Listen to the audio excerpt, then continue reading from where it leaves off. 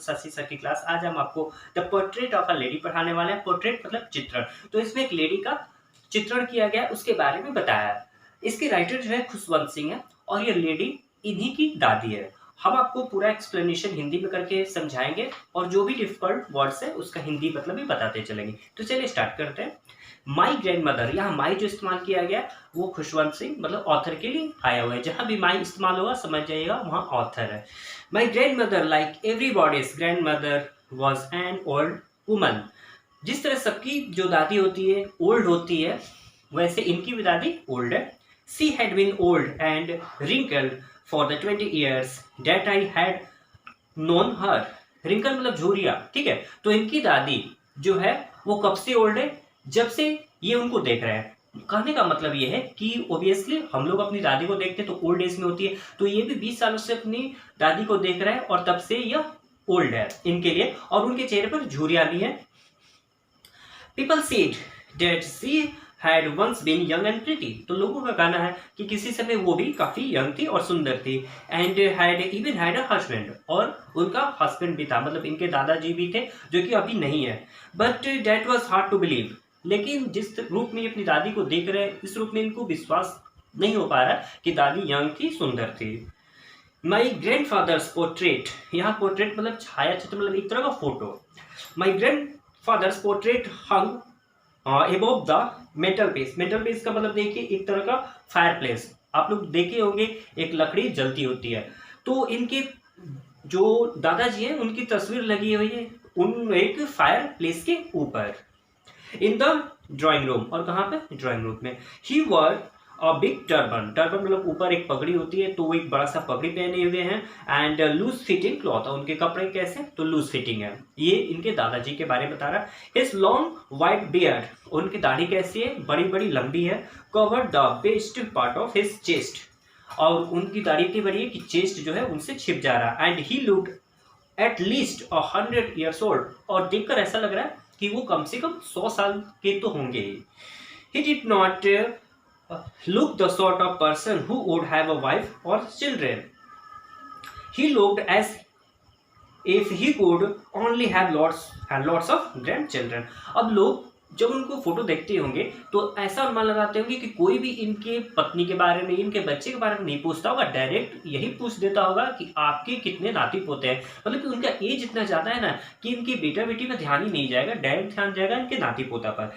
As for my grandmother being old and pretty, the thought was almost revolting. Revolting मतलब shocking. तो जैसे कि ऊपर में बताया गया, तो फिर ये बता रहे कि जैसे कि इनके बारे में, इनकी दादी के बारे में बताया गया था कि वो काफी यंग और सुंदर थी, यह थोड़ा शॉकिंग लग रहा है।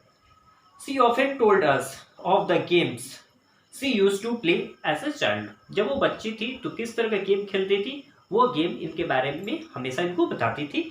Date seemed quite absurd. Absurd का मतलब देखिए नॉनसेंसिबल, मतलब जो समझ में ना आए। एंड अनडिग्निफाइड, अनडिग्निफाइड मतलब बेकार, अभद्र। On her part and we treated it like the fable. Fable मतलब होता है story of the prophets she used to tell us. पूरा सेंटेंस का मतलब ये कि वो हमें, वो जो थी ना, जो अपने स्टोरी को सुनाती थी प्रोफेट का, वो काफी अजीब होता था, मतलब कि समझ में नहीं आता था और बेकार सा होता था, जो इन लोगों को बिल्कुल समझ में नहीं आता था। इस तरह की कहानियां और खेल वो दादी जो है इनसे बताती थी, जो बिल्कुल इनको समझ में नहीं आता था। She had always been short and fat. अब वो दादी कैसे थी? तो थोड़ी शॉर्ट थी, नाटी और मोटी थी। एंड स्लाइटली बेंट, बेंट मतलब झुकना, तो वो थोड़ा झुककर चलती थी, झुकी हुई थी। Her face was a criss cross. Criss cross का मतलब देखिए चेहरे पर लाइन बन जाना। आप लोग देखे होंगे बुजुर्ग लोगों का चेहरे पर लाइन बन जाता है, तो इनके चेहरे पर वो लाइन बना हुआ था। Of wrinkles running from everywhere to everywhere. Wrinkle मतलब झुर्रियाँ, तो इनके चेहरे पर झुर्रियाँ का लाइन बना हुआ था और हर जगह पूरा बॉडी में यही उनका स्ट्रक्चर था। No we were certain she had always been as we had known her. निश्चय वो ऐसी नहीं थी जैसा कि हम लोग उनके बारे में जानते हैं। मतलब कहने का मतलब ये है कि वो यंग में किसी और टाइप की इनका बॉडी था, मतलब कि पहले वो ज़्यादा प्रीति और ब्यूटीफुल थी, अब ऐसा नहीं है। अब कैसा है? Old and so terribly old that she could not have grown older and had stayed at the same age for 20 years।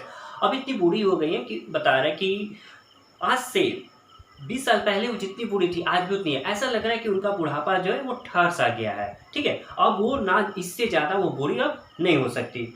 C could never have been pretty but she was always beautiful. वो pretty मतलब एक तरह का external beauty.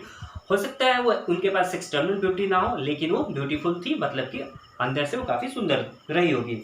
C hovered about the house in spotless white with one hand resting on her waist to balance her stoop and the other telling the beats of a rosary। तो होबल का मतलब समझिए काफ़ी मुश्किल से चलना।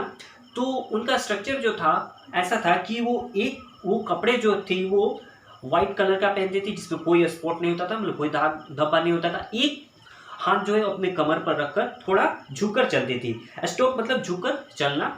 और दूसरे हाथ से क्या करती थी, टीलिंग द बीट्स मतलब जो होता है माला होता है ऑफ अ रोसरी। तो आप लोग देखे होंगे एक माला जिसमें मोती लगा होता है, इस तरह से ओल्ड लोग करते रहते हैं। तो दूसरे हाथ से वो यही करती थी। एक हाथ से क्या करती थी, अपने कमर पर रखकर झुककर चलती थी और दूसरे हाथ में माला को लेकर वो प्रेयर करती रहती थी।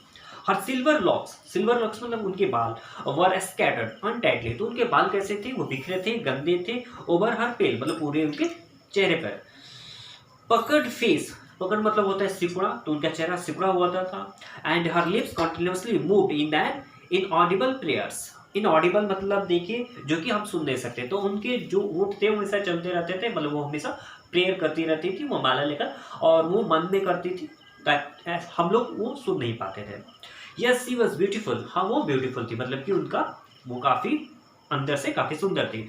She was like the winter landscape in the mountains. उनका कंपेयर किया गया है अब विंटर से, जो कि माउंटेन पर आप लोग देखें विंटर सीजन में क्या होता है। And expense of pure white serenity का मतलब काम और पीस होता है। ब्रीथिंग पीस एंड कंटेनमेंट मतलब होता है एक तरह सेटिस्फैक्शन। तो जिस तरह से माउंटेन पर वाइट जब आइस गिर जाते हैं तो वो कितने शांत होते हैं और कितने ठंडा होते हैं, और उनका अंदर एक तरह का सेटिस्फैक्शन होता है। तो उनकी दादी भी कुछ ऐसे ही स्वभाव की थी, उनके अंदर पीस था और वो हर तरह से अपने आप को खुश रखती थी, लाइफ से सेटिस्फाइड थी। My grand mother and I were good friends. तो ऑथर कह रहे हैं कि वो और उनकी दादी एक अच्छे फ्रेंड थे। My parents left me with her when they went to live in the city. तो इनके पेरेंट्स जो हैं ऑथर के वो अभी सिटी में हैं, मतलब अभी वेल सेटल नहीं हुए, तो ये उनको दादी के यहाँ छोड़कर चले गए हैं। And we were constantly together, constantly मतलब होता है लगातार, तो ये दादी के साथ लगातार अभी रह रहे हैं। She used to wake up in the morning.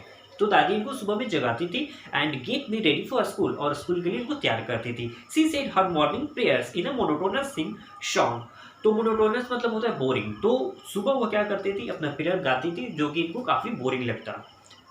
C bath and dress me in the hope that I would listen and get to know it by heart. और वो क्या करती थी, वो प्रेयर करती थी, जब इनको नहलाती थी, कपड़े पहनाती थी, तो इनकी मुंह से हमेशा वो प्रेयर निकलता था, और ऐसा करती थी कि मेरा प्रेयर ये भी दिल से सुन रहे होंगे। आई लिसन्ड, हालांकि सुनते थे, because I loved her voice, इसलिए सुनते थे क्योंकि उनको दादी की आवाज़ बहुत प्यारी थी। बट नेवर बोथर मतलब परेशान करना, तो इनको कभी परेशानी नहीं होती थी उस बोरिंग सॉन्ग से। Her voice but had never bother to learn it, लेकिन उनको सीखने में इनको प्रॉब्लम नहीं होती थी। Then she would fetch my wooden slate. Fetch मतलब लाना, तो फिर उनकी लकड़ी से बना स्लेट जिस पर लिखा जाता है वो लाती, विच सी हैड ऑलरेडी वॉश, जिसको पहले से ही धोकर साफ करके रखती थी। And plaster with yellow chalk, लिखने के लिए येलो चॉक उनको दे देती थी। और टाइनी अर्थन इंक पॉट, अर्थिन मतलब मिट्टी का बना एक इंक पॉट होता था, एंड अ रेड पेन, और एक रेड पेन होता था। Tie them all in a bundle, इन सबको एक बंडल में वो बांध देती, and hand it to me, और हमको दे देती, मतलब कि ऑथर को दे देती। After a breakfast of a thick stale chapati, तो थिक मतलब मोटा, और स्टील मतलब होता है रात का बचा हुआ खाना। तो ब्रेकफास्ट के बाद वो क्या करती थी, रात का जो बचा हुआ खाना होता था, with a little butter and sugar spread on it, उस पर क्या करती थी, तो रोटी को लेकर उसमें बटर और चीनी मिला देती। उसके बाद वी वेंट टू स्कूल, इसके बाद ये दोनों स्कूल जाते हैं। She carried several stale chapatis with her for the village dogs, और वो जो बासी होता था चपाती उसको अपने साथ रख लेती ताकि जो भी गांव में डॉग्स हैं उनको देने के लिए। My grandmother always went to school, और इनकी जो दादी थी हमेशा स्कूल जाती थी with me because the school was attach to the temple, इनके साथ इसलिए स्कूल जाती थी कि वो स्कूल जो था टेम्पल से अटैच था, मिला हुआ था। The priest touch us the alphabet, और जो प्रीस्ट होते थे पुजारी होते थे वो हम लोग को अल्फाबेट सिखाते थे, एंड द मॉर्निंग प्रेयर, उसके साथ साथ मॉर्निंग प्रेयर भी सिखाते थे। While the children sat in a row, और सभी बच्चे जो है रो में बैठते थे। On the other side of the veranda, veranda में एक साइड सभी बच्चे रो में बैठ जाते, singing the alphabet or the prayer, और अल्फाबेट और जो प्रेयर होता था उसको दोहराते उगाते रहते थे। इन अ कोरस, कोरस मतलब होता है समूह, तो ये सारे बच्चे समूह में प्रेयर और अल्फाबेट को गाते थे। My grandmother sat inside reading the scriptures, scripture मतलब धर्म ग्रंथ, तो दादी भी वहीं बैठकर अपना धर्म ग्रंथ को जो भी इनका ग्रंथ होता था वो पढ़ती रहती। वी हैड बोथ फिनिश, जब दोनों का स्कूल फिनिश हो जाता, मतलब कि बच्चे का स्कूल और इनका जो धर्म ग्रंथ जो पढ़ती फिनिश हो जाता, वी वुड बैक टुगेदर, और ये लोग साथ साथ वापस आते। This time the village dogs would meet us, और वही डॉग्स जो गली के इनके विलेज के फिर इनसे मिलते एट द टेम्पल डोर, फिर ये सब निकलते तो टेम्पल डोर पे फिर की मुलाकात होती। They followed us to our home, और ये घर तक इनका पीछा करते। Growling and fighting with each other, और आपस में एक दूसरे को देखकर ग्रॉलिंग मतलब गुर्राते और लड़ाई करते। For the chapatis we threw to them, और चपाती के लिए जो फेंके जाते थे रोटियां, इनके लिए आपस में ये लड़ते। With my parents were comfortably settle in the city, अब इनके पेरेंट्स मतलब ऑथर के माता पिता जब सिटी में अच्छे से सेटल हो गए, दे सेट फॉर अस, तो दोनों को सिटी बुला लिए। That was a turning point in our friendship, इनके और दादी के बीच जो फ्रेंडशिप था अब इनके बीच एक टर्निंग पॉइंट आ गया। Although we shared the same room, हालांकि इन दोनों का रूम जो था वो सेम था। My grandmother no longer came to school with me, अब इनकी दादी जो थी इनके साथ अब स्कूल नहीं जाती। I used to go to an English school in a motor bus, अभी इंग्लिश स्कूल में पढ़ रहे हैं और मोटर बस में, तो दादी ऑब्वियसली इनके साथ अब नहीं जा सकती। There were no dogs in the street, और वहाँ गली में कुत्ते भी नहीं थे। And she took to feeding sparrows in a courtyard of our city house, courtyard मतलब आंगन, तो कुत्ते अब थे नहीं, तो ये क्या करती, स्पैरो मतलब गौरैया को अब ये खिलाने का काम करती, जो कि इनके घर के आंगन में आती थी। एज द ईयर्स रोल्ड, अब समय ऐसे ही बीता चला गया। By we rolled by we saw less of each other, अब इन लोगों की मुलाकात भी कम होने लगी। For some time she continued wake up me, हालांकि कभी कभी कुछ वो क्या करती इनको जगा देती and get me ready for school, और स्कूल के लिए भी तैयार भी कर देती। व्हेन आई केम बैक, जब मैं वापस आता, she could ask me what the teacher had taught me, वो पूछती इनसे क्या शिक्षक ने क्या बताया क्या पढ़ाया। I would tell her English words and little things of western science, mean से इंग्लिश वर्ड्स बता देता, जो भी इंग्लिश स्कूल में पढ़े तो ऑब्वियसली इंग्लिश में ही उनको बताएंगे क्या क्या पढ़ाई हुआ। इसके अलावा साइंस और जो भी महत्वपूर्ण चीज़ें पढ़ाई होती थी उनको बता देते थे, जैसे कि द साइंस में the law of gravity, Archimedes principal, the world big round और संसार की बातें। दिस मेड हर अनहैप्पी, और ये सब बातें सुनकर वो काफ़ी नाखुश हो जाती। She could not help me with my lesson, और दादी अब इनकी पढ़ाई में इनकी कोई मदद नहीं करती थी, और इंग्लिश स्कूल में तो ऑब्वियसली कर भी नहीं पाएगी। She did not believe in the things they taught at the English school, English school में जो भी पढ़ाई होता इनको ये पसंद नहीं था। एंड वॉज डिस्ट्रेस, और इनको काफ़ी दुख भी होता that there was no teaching about God and scriptures, इनको दुख होता है कि भगवान और धर्म ग्रंथ के बारे में इंग्लिश स्कूल में पढ़ाई नहीं हो रहा है। One day I announce that we were being given music lessons, एक दिन क्या हुआ, ये अपनी दादी को बताया कि इनके स्कूल में म्यूजिक क्लास भी स्टार्ट हो, और ये म्यूजिक क्लास भी ले रहे हैं। सी वॉज वेरी डिस्टर्ब, इनसे काफ़ी परेशान हो गई। To her music had immoral associations, इनके अकॉर्डिंग जो है वो म्यूजिक जो है वो अच्छे लोगों के लिए नहीं होता, ये नैतिक चीज़ नहीं है, अनैतिक चीज़ है। इट वॉज मोनोपोली, मोनोपोली मतलब एकाधिकार ऑफ बेगर्स, तो ये जनरली ये काम किसका है, बेगर्स का, गाने का। And not mean for gentle form, gentle form मतलब सब लोग, तो गाने गाने का काम भिखारी लोग करते हैं, सब लोग नहीं करते हैं, ऐसा इनकी दादी का मान्यता था। मतलब मानती थी।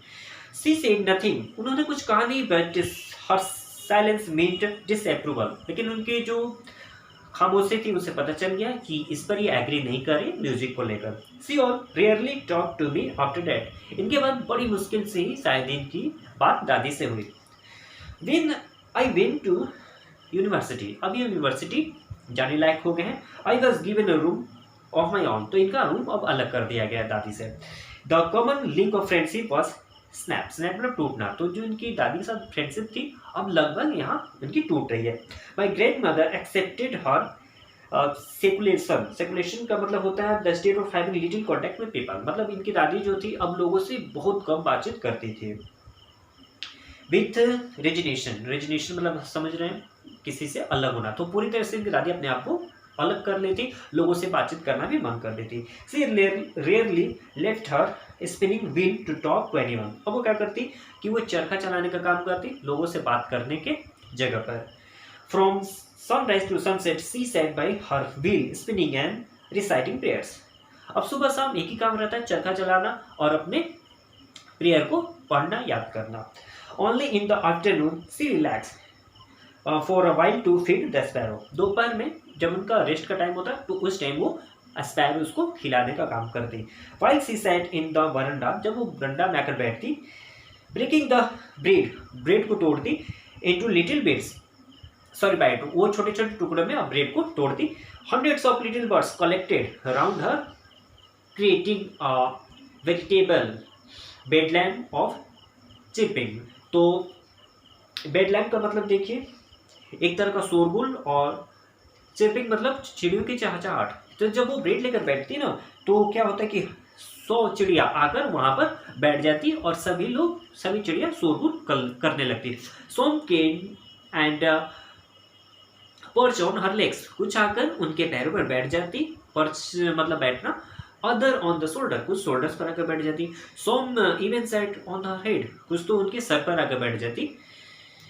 सी smile but never shoo them away, shoo मतलब एक तरह का भगाना होता है जीव जंतु या पक्षियों को, तो वो प्रसन्न रहती और इन चिड़ियों को कभी भगाती नहीं। It use to be a happiest half hour of the day for our, और ये आधा घंटा जो ब्रेक होता है उनका, इनका सबसे खुशी का माहौल होता है जब ये चिड़ियों को, गौरैया को फीड करती। वी ने decided to go abroad for further studies, अब ऑथर जो डिसाइड करते हैं कि अब इनको फॉरेन जाना है अपनी बाकी पढ़ाई करने के लिए। I was sure my grand mother would be upset, इनको श्योर थे कि ये बातें सुनकर उनकी ग्रैंड मदर काफ़ी अपसेट होगी। I would be away for 5 years, और ये पूरे 5 सालों के लिए उनसे दूर होने वाले थे। And at her age one could never tell, और उनकी जो एज थी दादी की, ऐसा कहा भी नहीं जा सकता था कि 5 साल तक वो जीवित रहेंगी भी या नहीं, फिर मुलाकात होगी या नहीं। But my grand mother could, लेकिन इनकी ग्रैंड मदर जो थी वो ऐसा थी, मतलब कर सकी। अब देखिए क्या कि सी वॉज नेवर सेंटिमेंट, वो कभी उदास नहीं हुई। She came to see me off the railway station, और वो रेलवे स्टेशन को छोड़ने भी आती है। But did not talk or show any emotion, लेकिन किसी तरह का बातचीत नहीं हुआ, ना अपने दुखों को उन्होंने शो किया। हर लिप्स मूव्ड इन प्रेयर, और उस दौरान भी अब यह प्रेयर ही गा रहे थे। Her mind was lost in prayer, उनका दिमाग जो खोया हुआ था प्रेयर में। Her fingers were busy telling the beads of rosary, मतलब कि, और दादी की उंगलियां जो थी वो माला फेरने में बिजी थी। साइलेंटली सी किस्ड माई फॉरहेड, फॉरहेड ये होता है तो उन दादी ने यहाँ पर किस किया। And when I left I cherished, cherish मतलब प्रसन्न, तो जब ये उनसे अलग हुए तो काफ़ी प्रसन्न थे। I most imprint as perhaps the last sign of physical contact between us, और ये ऐसा अनुमान लगा रहे थे कि उनकी और दादी के बीच शायद ये आखिरी फिजिकल कांटेक्ट हो, शायद दादी जीवित ना हो जब ये 5 साल बाद वापस आए। But that was not so, लेकिन ऐसा नहीं था। After 5 years I came back, जब 5 सालों बाद मैं घर आया home and was met by her at the station, तो दादी उनको स्टेशन पर मिलने आई थी। सी डिड नॉट लुक अ डे ओल्डर, और वो देखने में वैसे ही लग रही थी, ऐसा नहीं लग रहा था कि वो और ज़्यादा ओल्ड हो गई हो, जैसी 5 साल पहले थी वैसी ही थी। She still had no time for words, हालांकि उन्होंने कुछ कहा नहीं। And while she clasped me in her arms I could hear and reciting her prayers, तो जब इनको दादी ने इनको गले से लगाया, इनको पकड़ा, तो वो उस टाइम भी ऑथर जो है यही सुना कि ये प्रेयर गा रही है। Even on first day on my arrival, तो इनके आया एक दिन हो चुका है। Her happiest moments were with her sparrow, तो वो क्या कर रही थी, वो जो उनका सबसे खुशनुमा माहौल था जब वो अपने फीड करती है स्पैरो को, तो वही कर रही थी। Home she feed longer and with frivolous rebuke, frivolous मतलब हल्का, रिब्यूक मतलब डांटना, तो वो चिड़ियों को क्या कर रही थी, खिलाते टाइम प्यार से उनको डांट भी रही थी। In the evening a change came over her, तो शाम को अचानक उनके अंदर एक चेंजिंग आया। सी डिड नॉट प्रे, उन्होंने प्रे नहीं किया। She collected the women of the neighbourhood, वो क्या की, पड़ोस की बहुत सारी औरतों को कलेक्ट की। गोट एंड ओल्ड ड्रम, एक ड्रम मतलब आप समझ सकते हैं एक तरह का ढोलक कह सकते हैं, तो उन्होंने एक ढोलक उठाया एंड स्टार्टेड टू सिंग, और ढोलक बजाकर गाना गाना शुरू कर दिया। फॉर सेवरल आवर्स, वो भी काफी लंबे समय तक। सी थम मतलब हाथ, तो वो ढोलक पर अपने हाथ पीट रही थी। The sagging skin of the dilapidated मतलब टूटा होता है, और सैगिंग मतलब झुकना, तो जो उनके हाथ से क्या होता था, जो वो ढोलक पर मारती तो ढोलक का जो स्किन होता था वो सिरुक जाता था, झुक जाता था, और वो ढोलक पहले से थोड़ा टूटा भी था। Drum and सैंग of the home coming of warriors, और वो गाने में ये गा रही थी जिस तरह से एक योद्धा होता है, युद्ध जीत कर आता है, तो यही गाना वो गाए जा रही थी। वी हैड परसुएड, हम लोगों ने कोशिश की उनको मनाने की। How to stop to avoid over staining, इस तरह से अगर ये ज़्यादा गाएगी तो थक जाएगी, हम लोगों ने ऐसा उनको समझाया। That was the first time since I had known her that she did not pray, और इन्होंने अपनी लाइफ में पहली बार इन्होंने देखा जब दादी ने प्रेयर नहीं किया। ये हमेशा जब भी दादी को नोटिस करती वो प्रेयर करती, लेकिन पहली बार इन्होंने नोटिस किया कि दादी प्रेयर नहीं कर रही है। The next morning she was taken in, ऐसा ही हुआ अगला दिन दादी बीमार पड़ गई। इट वॉज अ मिल्ड मतलब हल्का, it was the mild fever and the doctor told us that it would go, doctor कहा कि ये थोड़ा सा हल्का बुखार है, थोड़े दिनों में चला जाएगा। But my grand mother thought differently, लेकिन इनकी जो दादी थी उनकी सोच कुछ अलग थी। सी told us that her and was near, उन्होंने कहा कि अब मेरा अंतिम समय निकट आ चुका है। She said that since only a few hours before the close of the last chapter of her life, उन्होंने कहा कि अब मेरा लाइफ खत्म होने में बस थोड़ा ही समय रह गया है। Her life she had omitted to pray, omitted मतलब छोड़ना, तो पहले ही प्रे करना छोड़ दी थी। She was not going to waste any more time talking to us, तो इसलिए वो चाहते थे कि बाकी समय वो टाइम वेस्ट ना करें, प्रेयर जो छूट गया और फिर से वो प्रेयर स्टार्ट कर दें। वी प्रोटेस्टेड, हम लोगों ने इसका विरोध किया, but she ignore our protest, लेकिन उन्होंने हमारे जो भी विरोध थी कर रहे थे उसको इग्नोर कर दिया। सी ले peacefully in bed praying and telling her bits, वो लेट गई बेड पर और शांति से अपना माला को फेरने लगी, मतलब प्रेयर करने लगी। Even before we could suspect, अभी हम लोग कुछ समझ ही पाते, हर लिप्स स्टॉप मूविंग, उनका लिप्स चलना बंद हो गया। And the rosary fell from her lightest finger, और उनके हाथों से जो उंगलियों से जिसमें अब जान नहीं थी वो माला नीचे गिर गई। A peaceful pallor spread on her face, उनके चेहरे पर पीलापन छा गया। And we knew that she was dead, और हम लोग को विश्वास हो गया कि वो दादी मर चुकी है। We lifted her off the bed, हम लोगों ने उनको बेड से उठाया। And as is customary, customary का मतलब एक तरह का रीति रिवाज होता है जैसे, तो हम लोग बेड से उठाकर उनको नीचे रखा। Laid her on the ground and cover with red shroud, shroud मतलब कफन होता है, तो रेड कफन में हमने उन लोगों को कवर किया।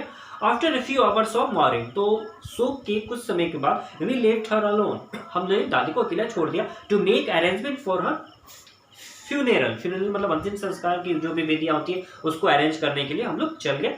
इन द इवनिंग, शाम में, वी वेंट द क्रीमेटरिज्म के, जहाँ पर क्या होता है डेड बॉडी को जलाया जाते हैं, तो वहाँ पर जाने का अब तैयारियां हो रही थी। The sun was setting and had lit her room and veranda with a blaze of golden light, तो सूरज ढल रहा था और उसकी जो चमकदार किरणें हमारे घर में बरंदा में आ रही थी, मतलब कि सूरज की आखिरी किरण जो होती है ना गोल्डन, वैसा आ रहा था। We stopped half in the courtyard, हम लोगों ने आधा अभी चले तो आंगन में रुक गए। All over the veranda and in her room, veranda में और दादी के रूम में। Right up to where she lay dead and stiff, stiff मतलब बॉडी होता है, तो जहाँ वो हम लोगों ने उनके बॉडी को जहाँ रखा हुआ था, रैप इन द रेड श्रॉड, जहाँ पर लाल कफन चढ़ाया गया था, thousands of sparrows set scattered on the floor, तो हजारों की संख्या में वहां पर स्पैरोज आ जाती हैं। देयर वाज नो चिरपिंग, लेकिन वो कोई चहचहा नहीं रही है। We felt sorry for the birds, हम लोगों को चिड़ियों के लिए काफी बुरा लगा। And my mother fetch so breads, हमारी माता जी तुरंत कुछ रोटियां लेकर आई। ब्रेड फॉर देम, उन्हीं के लिए, स्पैरोज के लिए। सी ब्रोक इनटू लिटिल क्रम्स, क्रम मतलब टुकड़ा, तो उन्होंने छोटे छोटे टुकड़ों में कर दिया। The way my grandmother use to, जैसा कि इनकी दादी किया करती थी। And threw it to them, और सभी फेंक दिया चिड़ियों के लिए खाने के लिए।